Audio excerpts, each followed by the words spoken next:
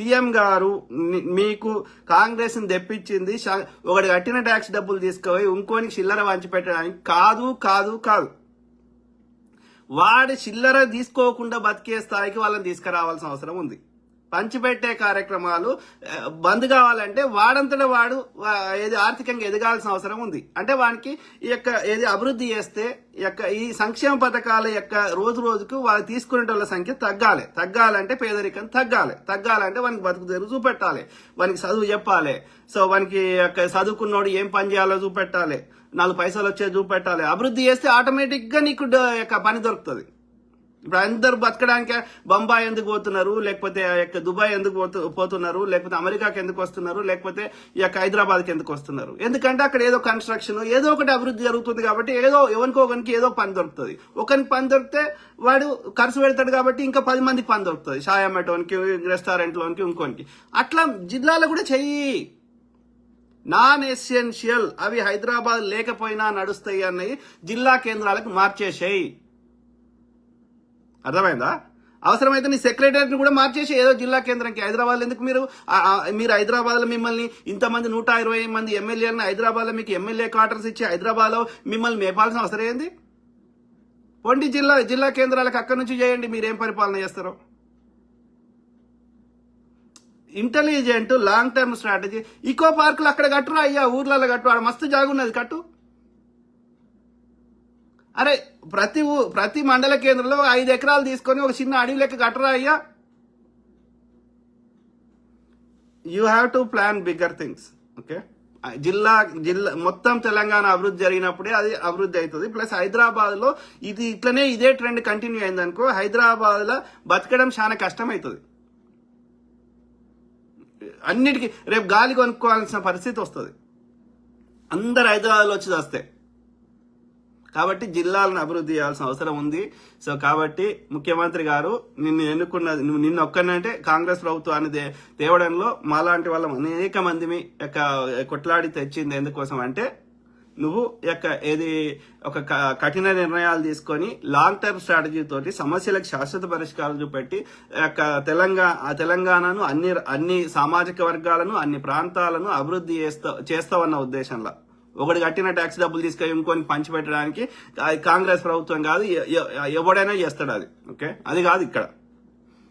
Do bigger things. Okay, కాబట్టి మేము constructive criticism చేస్తాం. Yes, Congress 1000% better than BJP, BRS. ఎందుకంటే వాడు లెక్కనైనా దోసుకుంటాడు, ఈ మాత్రం కూడా చేయడు.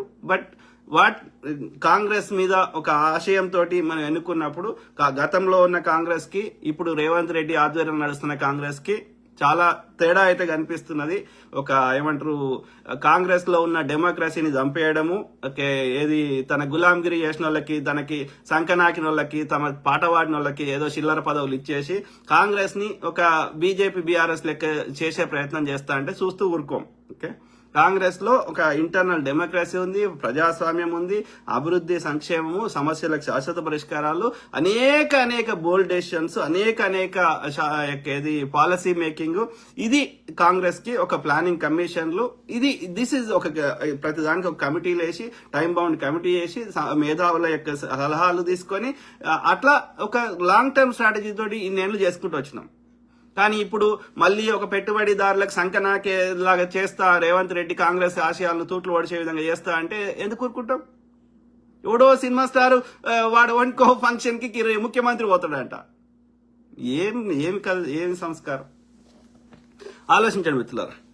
ఎండ్ ఆఫ్ ద డే ప్రజల సొమ్ము ప్రజలకు యూజ్ కావాలి, అది కూడా లాంగ్ సమస్యలకి శాశ్వత పరిష్కారం దొరకాలి. సో ఈ రోజు నేను మెయిన్ గా చెప్పదలుచుకుంది ఏంటంటే, జిల్లా కేంద్రాలు ఏం పాపం చేసినాయి, జిల్లా కేంద్రాలను హైదరాబాద్ లో ఏం దొరికితే అంతకంటే ఎక్కువ జిల్లా కేంద్రాల్లో కానీ పట్టణ మిగతా చోట్ల దొరకాలి.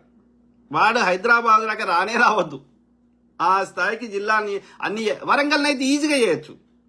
వరంగల్ అయితే ఆల్రెడీ ఒక పెద్ద నగరమే, అర్థమైందా? అట్లా చాలా ఉన్నాయి. మహబూబ్ నగర్ ఉన్నది, ఖమ్మం ఉన్నది, నిజామాబాద్ ఉంది, కరీంనగర్ ఉంది. చేయిరా, ఆదిలాబాద్ ఉంది, చెయ్యి. ఎంతసేపు హైదరాబాద్ నువ్వు వద్దన్నా అవుతుంది, అది ఆల్రెడీ అయింది. అక్కడ నువ్వు చేసేది ఏం లేదు, అయినా చెయ్యి, వద్దంటలేం. కానీ బట్ మిగతా వాటికి కూడా చేయిరా అయ్యా. ఆలోచించండి మిత్రులారా. సో ఇస్మాయిల్ చాలా బాగా చెప్పారు సార్. చిన్న సందేహం, రంజాన్ సందర్భంగా రేవంత్ రెడ్డి గారు ముస్లిం మహిళలందరికీ తోఫాలు ఇచ్చిన సంగతి అందరికీ తెలిసిందే. దానికేమో ఈ బత్తాయి గాళ్ళు రేవంత్ పై బురద జల్లుతూ చునకానందం పొందుతున్నారు. దీనిపైన మీ అభిప్రాయం తెలుపగలరు సార్. ఎవ్వరి పండుగ వస్తే వాళ్ళకి ఏ తోఫాలో చిన్న ఏవో ఇస్తారు. ఏమున్నదల్లా అది పెద్ద విషయం ఏముంది? క్రిస్మస్ వస్తే క్రిస్టియన్స్ కి ఆ పేదోళ్ళకి ఏదో చిన్న. ఇప్పుడు పండుగ కాన్సెప్ట్ ఏంది? బలిసినానికి రోజు పండుగనే. పండుగ అనే కాన్సెప్ట్ ని సెలబ్రేట్ చేయడం అనే కాన్సెప్ట్ తెచ్చింది ఎక్కడైనా సరే. అయితే ఎవరైనా గొప్ప వాళ్ళు, సమాజానికి సేవ చేసిన వాళ్ళు చనిపోతే వాళ్ళకి గుర్తుగా వాళ్ళని గుర్తు చేసుకోవడం, ఎవరైనా సరే, ఏ మతమైనా, ఏ మతానికి సంబంధం లేకున్నా. ఓకే, సో అది కాకుండా మిగతా ఏంది? బలిసినడికి రోజు వాడికి కావాల్సిన మంచి బట్టలు వేసుకుంటాడు, మంచి కొనుక్కుంటాడు, అన్ని చేస్తాడు కదా. బలిసినడి కోసం కాదు పండుగ, వానికి రోజు పండుగ. కాబట్టి పేదోడు అప్పుడప్పుడన్నా వానికి లైఫ్ లో సంతోషం ఉండాలి, మంచి బట్టలు వేసుకోవాలి, మంచి కొత్త బట్టలు వేసుకోవాలి, లేకపోతే మంచి 4 రకాల వంటకాలు చేసుకొని తినాలి. సో కాబట్టి వాళ్ళకి, పేదోళ్ళకి అవి కొనుక్కునే స్థాయి లేని వాళ్ళకి చిన్న చిన్న సాయం చేస్తారు, తప్పేముంది? ఇప్పుడు బతుకమ్మ వస్తే బతుకమ్మ చీరలు ఇచ్చిర్రు, క్రిస్మస్ వస్తే ఇంకోటి ఇచ్చిర్రు, రంజాన్ వస్తే ఇంకోటి ఇస్తారు, తప్పేముంది అందులో? డాక్టర్ బాబాసాహెబ్ అంబేద్కర్ గారు రచించిన రాజ్యాంగం మీద ప్రమాణం చేసిన అవలనాకుడికి ఎవడైనా సరే అన్ని కులాలని, అన్ని మతాలని సమానంగా చూడాల్సిన అవసరం ఉంది. అవునా కాదా?